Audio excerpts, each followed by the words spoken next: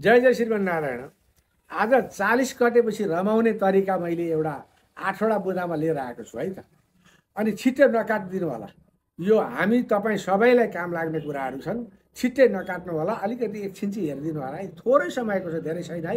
एकदम एकदम थोरै छ है, तर राम्रा कुरा छन् है यसमा। अब 40 कटेपछि रमाउने तरिकामा 1 नम्बरमा चुरोट खैनी मासु 40 कटेपछि नखानुहोस्। धर्म कर्ममा लाग्ने बेला हो यो। धर्म कर्ममा लाग्नुपर्छ, त्यो नखानुहोस्। खाना पनि लागिहाल्यो, खैनीको तलतल चुरोटको तलतल लाग्यो भने तुलसी पत्तामा मरिच मिसाएर बिरेनुन मिसाएर जिब्रोमा अलिकति हाल्नुहोस्। त्यो एउटा तरिका हुन्छ। दोस्रोमा ओजन कम गराउनु पर्ने हुन्छ। हिँडिरहने, थोरै खाने, मकै भटमास खाजामा त्यो खानुपर्ने रहेछ। त्यो एउटा अचम्मको राम्रो चिज रहेछ। हिँडिरहनु पर्दो रहेछ 40 कटेपछि। अब तेस्रोमा खानामा बाहिरको चिज, तेल भयो, कुरमुरे भयो, चाउचाउ भयो, यस्ता बिस्कुटहरू भयो, त्यो नखाने। घरैमा आफूले बनाएर खानुपर्ने। चौथोमा मदिरा पानी पटक्कै नखाने। मदिरा पानीको सट्टामा कागतीको जुस बनाउने, अनि अमलाको जुस बनाउने, त्यस पछाडि यस्ता फलफुलको जुस बनाएर त्यो खाने।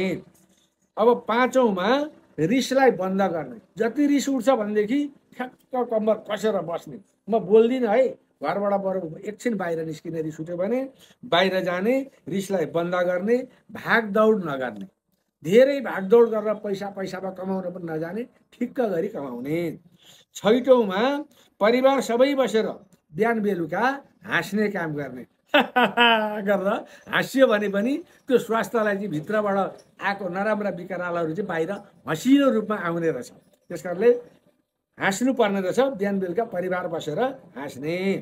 सातौँमा सबै परिवार लिएर कहाँ कहाँ नजिकैमा भागवतहरू सुन्ने, काहीँ कस्तो छ, काहीँ कस्तो छ, कसले कुन तरिकाले भागवत भनेको हुन्छ, त्यसमा पनि आफ्ना छोराछोरीहरू समय मिलाएर लिएर जाने। त्यो लिएर गयो भने त्यो भागवतमा जम्मै बाणीहरू चाहिँ मिठा बाणीहरू हुन्छन्। ज्ञान, धेरै ज्ञानका कुराहरू आएका हुन्छन्। छोराछोरीलाई पनि हामीले त्यो भागवत सुनाउनु पर्ने हुन्छ। केटाकेटीले लिएर जाँदा झर्को हुन्छ, यसले यहाँ चकचक गर्छ, उपद्रव गर्छ, बोलिरहन्छ भन्ने होइन। त्यो भागवत उनीहरूले पनि सुन्नुपर्ने हुन्छ। त्यस कारणले 7औं नम्बरमा त्यस्तो छ। परिवार लिएर गएर भागवत सुन्ने, नयाँ ठाउँमा जाने। अब 8औँमा चाहिँ वर्षमा 7 देखि 10 दिनसम्मको यात्रा गर्ने। भगवानको ठाउँमा जाने, कुनै राम्रा ठाउँमा रमिता हेर्ने, पिकनिक बनाएर खाने, 2-4 दिन उतै रमणीय गर्ने, उतै हाँस्ने, उतै नाच्ने, उतै कराउने, उतै आनन्द लिएर आइसकेपछि अब परिवारमा के हुन्छ भने 40 कटिसकेपछि आनन्दीको वर्षा हुने रहेछ। यो काम हामीले गर्न सुरु गर्नुपर्छ। पैसा त आज छ, भोलि छैन। आज गोजीभरि पैसा भएको हुन्छ, भोलि त्यो आखिरी सकिजान्छ। पैसा आज आउँछ, भोलि जान्छ। पैसाको पर्वाह पनि नगरौँ। पैसा नभई पनि हुँदैन।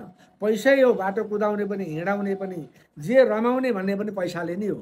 तर रमाउन हामीले सिक्यौँ भने थोरै पैसाले पनि हामी रमाउन चाहिँ सक्छौँ। यति भने अब हामी हाँस्ने काम गर्नुपर्ने हुन्छ। हाँस्नु है सबैजना एकचोटि, ल। हस्, जय श्रीमन्नारायण।